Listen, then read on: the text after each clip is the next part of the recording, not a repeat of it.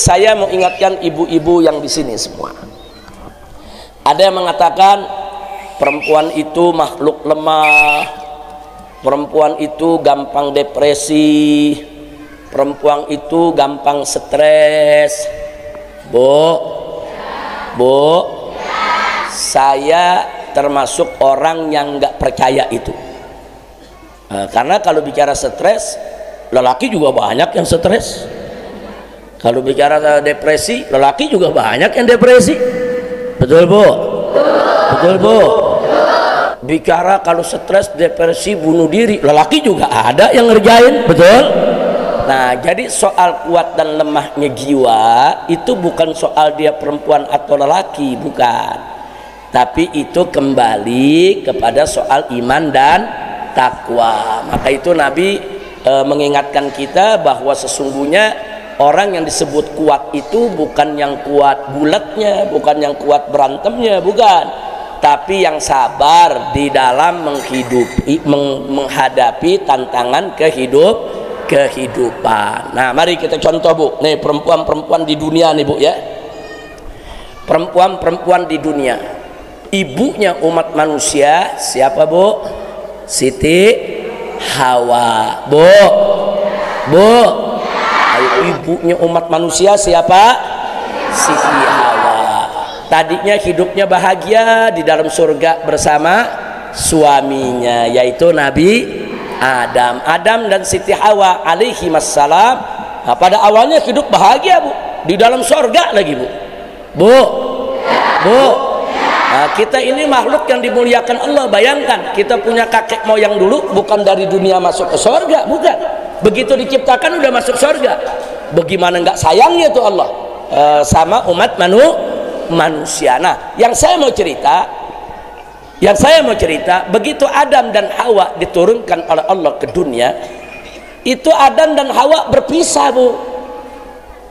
Jadi Nabi Adam tuh diturunkan di negeri mana, Siti Hawa diturunkan di negeri mana, dan itu bukan 1-2 tahun. Ibu bayangkan, Nabi Adam dan Siti Hawa hidup di muka bumi, nggak ada manusia yang lain, sendirian aja bu. Ibu naik ke Gunung Pangrango di atas sendirian aja bu. Gimana bu? Kuat bu?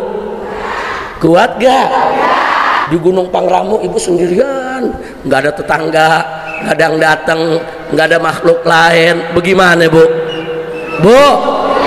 Banyak binatangnya, binatang macam-macam. Ayo saya mau tanya, bagaimana? Berani gak?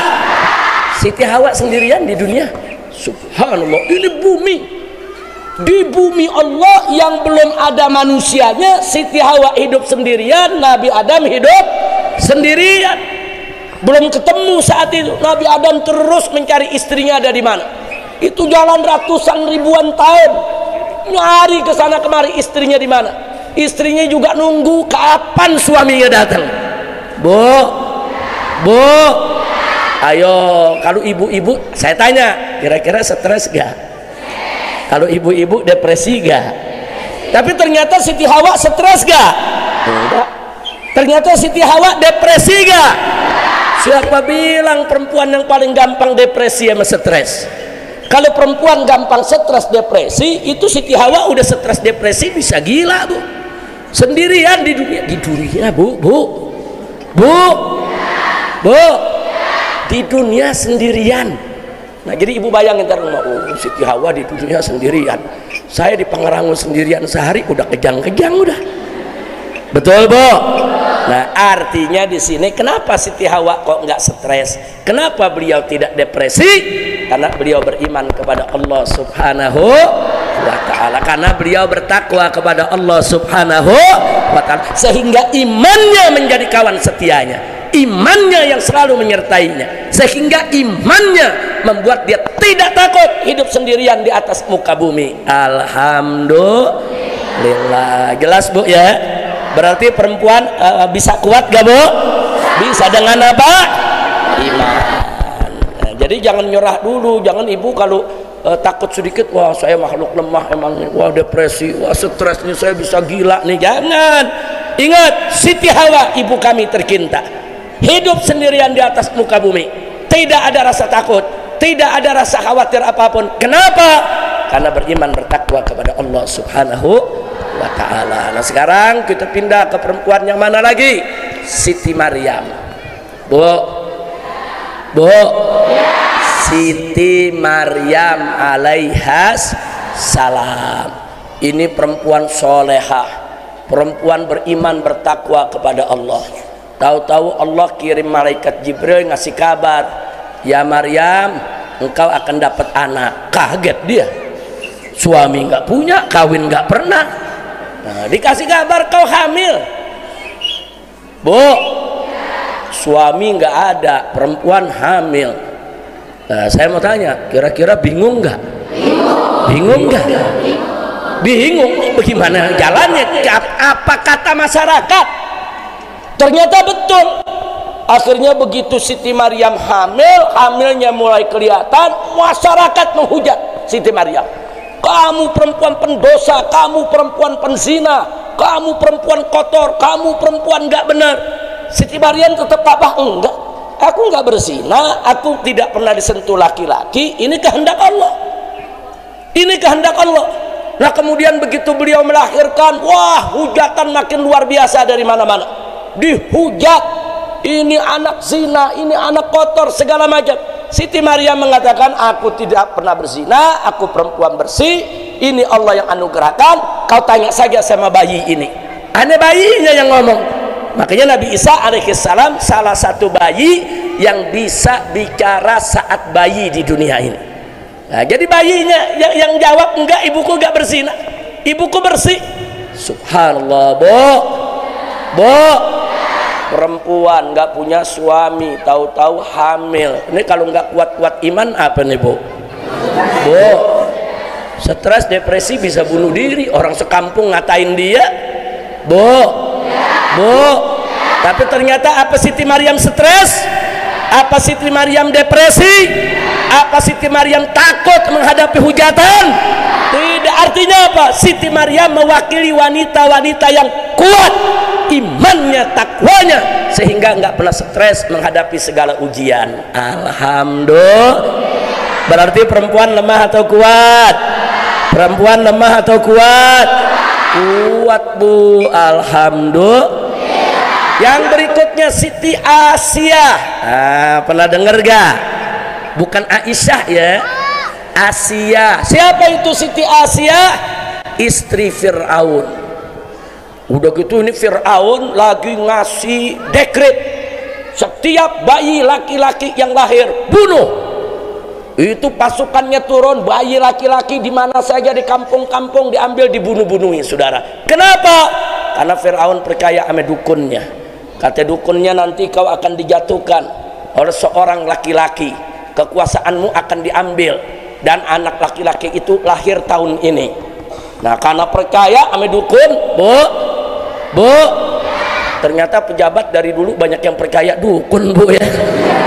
Bu, makanya umat Islam jangan percaya dukun. Gara-gara dia percaya dukun, dia takut jatuh dari kedudukan. Akhirnya bayi yang lahir di tahun itu, bayi laki-laki, semua dibunuh. Bayangkan, Siti Asia ini perempuan beriman bertakwa, punya suami jegal bayi, bayi dibunuh-bunuhin. Bu, saya mau tanya, maaf nih Bu, kalau perempuan punya suami tukang bunuh bayi, serem gak Bu? Serem gak Bu? Kira-kira itu perempuan di rumahnya ngeri gak Bu? Tegang gak Bu? Wah, dia tukang potong bayi, besok gua dipotong sama dia. Bu, kira-kira kalau istri punya suami begitu, stres tidak? Depresi tidak? Tapi Siti Asia enggak stres, enggak depresi. Kenapa? Karena dia beriman bertakwa kepada Allah. Subhanallah, ibunya Nabi Musa alaihissalam diperintah oleh Allah. Ibunya lagi ketakutan, ya Allah, nanti ini Musa bakal dipotong nih, dibunuh nih pasukannya Fir'aun. Dia mau ngumpetin di mana? Setiap rumah digeledah, digedor sama pasukannya Fir'aun. Akhirnya Allah perintahkan kepada ibunya Nabi Musa, diilhamkan kepada ibu Nabi Musa, kau punya anak Musa, si bayi tadi, masukkan saja di keranjang, kemudian lepas di sungai. Itu Allah punya perintah. Akhirnya dengan nangis sedih, dia ambil keranjang, dilepas di sungai. Bu. Nah, kenapa ibunya Nabi Musa melakukan itu? Karena perintah Allah. Dia beriman kepada Allah. Kalau Allah yang perintah, pasti Allah yang jaga. Betul? Nah, ternyata betul, Bu. Itu bayi di sungai jalan terus jalan, akhirnya sampai ke tepian di mana istrinya Nabi Musa, Siti Asia, lagi berkumpul dengan dayang-dayangnya. Begitu dilihat, ada bayi. Dia kawin sama Fir'aun, belum punya anak. Lihat ada bayi mungil, diambil, dipegang, dibawa pulang. Fir'aun di luar lagi nguber-nguber bayi, ada bayi masuk ke rumahnya. Bu, kuasa siapa itu? Kuasa siapa itu? Kuasa Allah. Tuh bayi maranin. Akhirnya Fir'aun ambil itu bayi mau dibunuh. Apa kata Siti Asia? Jangan suamiku, aku kan gak punya anak, biar aku yang piara. Akhirnya dibujuk, dirayu. Emang perempuan kalau ngerayu lelaki, Bu, Fir'aun klepek udah, bininya yang ngerayu. Akhirnya Fir'aun gak jadi bunuh tuh bayi. Nah, cuman memang kata Siti Asia, apa sih bisanya bayi? Bayi bisa apa kepada kamu? Gak tahu apa-apa, dia bayi. Nah, akhirnya dites, betul gak nih bayi gak ngerti apa-apa? Jangan-jangan nih bayi ini yang nanti akan jadi orang kuat yang akan menjatuhkan Fir'aun. Akhirnya apa? Ditaruh bara. Bu, di sini ada batu biasa, di sana ada bara. Ditodorkan ke bayi, begitu ada bara, ada batu, disodorin di muka bayi. Kira-kira yang dipegang bayi yang mana? Kenapa bara yang lebih menarik? Karena nyala. Bayi lihat, nyala, bagus, dia pegang. Nah, jangan lupa tuh, Bu, kalau bayi memang belum bisa membedakan. Nah, begitu ini bayi nyamber nyamber bara, dimasukkan ke mulutnya, saudara. Makanya Nabi Musa agak cadel, saudara, gara-gara itu tuh. Tapi dari situ hikmahnya besar. Fir'aun lihat, iya ya, dia bara aja dia gak tahu bagaimana dia mau jatuhin aneh. Nah, jadi dibuka pikirannya Fir'aun oleh Siti Asia. Akhirnya Nabi Musa nggak jadi dibunuh. Nabi Musa hidup di istana Fir'aun sampai dewasa, sampai jadi nabi, sampai akhirnya mengajak Fir'aun untuk beriman kepada Allah Subhanahu wa ta'ala. Fir'aun menolak, bahkan Fir'aun mengerahkan pasukan untuk membunuh Nabi Musa dan pengikutnya. Dan akhir cerita, akhirnya Fir'aun ditenggelamkan oleh Allah di tengah lautan yang dalam. Saya nggak mau ceritakan itu, saya mau cerita Siti Asia. Bu, Siti Asia, saya mau tanya, Bu, Siti Asia imannya kuat tidak? Takwanya kuat tidak? Ada depresi ngadepin Fir'aun? Ada stres ngadepin Fir'aun? Tidak. Kalau beliau stres depresi nggak ngerti bagaimana cara ngadepin Fir'aun. Oh, suamiku begini, dia bakal bunuh nih satu bayi, bagaimana cara mencegahnya? Itu yang dilakukan oleh Siti Asia. Dan bagaimana Ummi Musa, ini yang tidak kalah menarik. Ternyata Nabi Musa di istana Fir'aun gak mau makan, gak mau minum. Dipanggil perempuan-perempuan yang punya susu, enggak, Nabi Musa gak mau nyusu. Dia gak mau nyusu dengan Siti Asia maupun yang lainnya. Enggak, ini bayi gak mau nyusu. Nah, akhirnya Siti Asia umumkan di masyarakat, siapa yang bisa menyusui bayinya mau dikasih hadiah. Ibunya datang. Bu, begitu ibu Nabi Musa datang, dipegang tuh bayi, langsung dia langsung sama ibunya dia nyusuk, saudara. Subhanallah. Kenapa? Si bayi tahu mana ibunya, mana bukan ibunya. Alhamdulillah. Nah, saya mau tanya, itu kuasa siapa? Itu kuasa siapa? Nah, sekarang saya tanya, ibunya Nabi Musa menghadapi tantangan bayi mau dibunuh, lepas bayinya di sungai. Saya mau tanya, itu ujiannya ringan atau berat? Ringan atau berat? Apa ibunya Nabi Musa stres? Apa ibunya Nabi Musa depresi? Apa ibu Nabi Musa putus asa? Apa ibu Nabi Musa bunuh diri? Tidak. Kenapa? Karena iman takwanya kuat, Bu. Itu pelajaran buat kita. Siti Hawa nggak depresi, Siti Asia nggak depresi, Siti Maryam nggak depresi.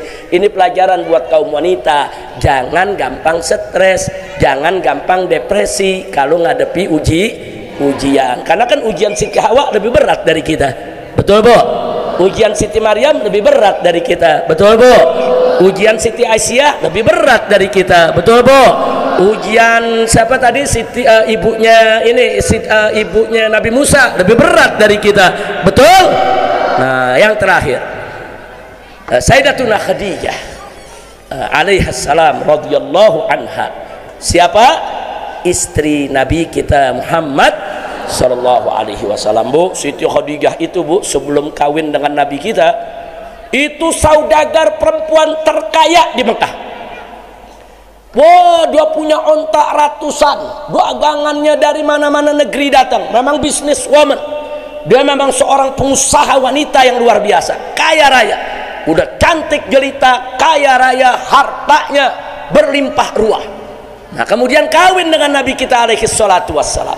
Waktu itu Nabi belum diangkat menjadi Rasul, usia Nabi masih 25 tahun, usia Siti Khadijah sudah 40 tahun. Nah, jodohnya kemudian menikah dengan Nabi. Nah, selama menikah dengan Nabi, kekayaannya terus bertambah, jadi orang terkaya di kota Mekah. Begitu Nabi diangkat menjadi Rasul, begitu orang-orang kafir mendustai Nabi, diboikot, dicaci maki, dikatakan pembohong, dikatakan tukang sihir. Saudara, Siti Khadijah perempuan pertama yang masuk Islam. Jadi umat Nabi yang pertama kali masuk Islam perempuan, bukan lelaki Bu, yaitu istri Nabi. Itu yang pertama kali masuk Islam. Masuk Islam percaya dengan suaminya dan gak peduli dengan caci maki orang. Enggak, Nabi diboikot, umat Islam diboikot, sampai toko-tokonya nggak bisa dagang lagi. Tetap Siti Khadijah bahkan seluruh harta bendanya didermakan untuk Nabi buat kepentingan dakwahnya Bu. Sampai-sampai hari sebelum wafatnya Siti Khadijah yang tadinya kaya raya, perempuan terkaya di kota Mekah, sampai-sampai sisa uangnya hanya tinggal beberapa dirham. Beberapa dirham semuanya diinfakkan buat dakwah. Bayangkan Bu, saya mau tanya, zaman sekarang ada perempuan kaya raya, besok tahu-tahu nggak punya duit, stres gak Bu? Stres gak? Jangan katanya begitu, ibu kalau udah bulan tua kadang-kadang stres tanggalnya. Mana tanggal tua nih, gaji belum datang, suami belum gajian, utang di warung Pak Haji numpuk. Ada yang stres gak begitu? Pusing ada, betul? Nah, sekarang kita lihat Siti Khadijah, perempuan terkaya di kota Mekah, mendampingi kita punya Nabi. Begitu diangkat menjadi Rasul, semua hartanya diberikan untuk dakwah sampai beliau tidak punya harta benda berlimpah lagi. Tapi apa yang terjadi? Siti Khadijah makin cinta kepada Nabi, makin sayang kepada Nabi, makin terus mendampingi Nabi. Tidak ada keluh kesah, nggak ada ngeluh. Ya Muhammad nih gara-gara ente nih, mana jadi miskin? Nggak ada. Bahkan bangga, makin cinta. Dan Nabi juga makin cinta kepada istrinya tersayang, Sayyidatuna Khadijah radhiyallahu anha. Bu, kenapa Siti Khadijah tidak stres? Iman. Kenapa Siti Khadijah tidak depresi? Iman. Bu, jelas gak Bu? Jelas gak Bu? Ibu. Nah, jadi sekali lagi, itu perempuan-perempuan yang luar biasa sepanjang zaman, perlu kita jadikan contoh. Masih banyak perempuan-perempuan yang lain. Ada Siti Aminah, ibunya Nabi, ada Siti Fatimah, anaknya Nabi, kemudian ada Siti Aisyah, istrinya Nabi juga. Semua perempuan-perempuan mulia yang sudah sepantas dan sepatutnya lah dijadikan contoh oleh seluruh kaum ibu. Insya Allah di tengah-tengah kita ini akan lahir Khadijah yang baru, Aisyah yang baru, Fatimah yang baru, Maryam yang baru, menjadi perempuan-perempuan solehat. Amin ya rabbal alamin. Nah, Ibu, kecantikan seorang wanita itu bukan dinilai dari rupanya, bukan, tapi dinilai dari hati dan akhlaknya. Jadi perempuan bagaimanapun dia punya rupa, apapun kulitnya, mau putih, hitam sekalipun, mau tinggi, pendek sekalipun, selama akhlaknya mulia, dia adalah perempuan cantik, dia adalah perempuan terbaik. Nabi mengatakan ad-dunya mata wa khairu mataiha al-mar'atus salihah. Kata Nabi apa? Dunia ini perhiasan yang indah, perhiasannya. Dunia ini seluruh dengan isinya, ini perhiasan, perhiasan yang luar biasa indahnya. Tapi sebaik-baiknya perhiasan yang ada di dunia itu adalah al-mar'atus salihah, perempuan solehah. Bu, bahkan perempuan solehah nanti dimasukkan oleh Allah ke dalam surga, mereka akan lebih cantik daripada bidadari-bidadari surga yang ada. Bu, jadi nanti ibu nggak perlu cemburu sama bidadari, karena ibu lebih cantik dari bidadari selama beriman dan bertakwa. Bu, mau jadi perempuan tercantik dunia akhirat? Mau jadi perempuan lebih cantik dari bidadari? Betul, jadilah perempuan solehah insya Allah.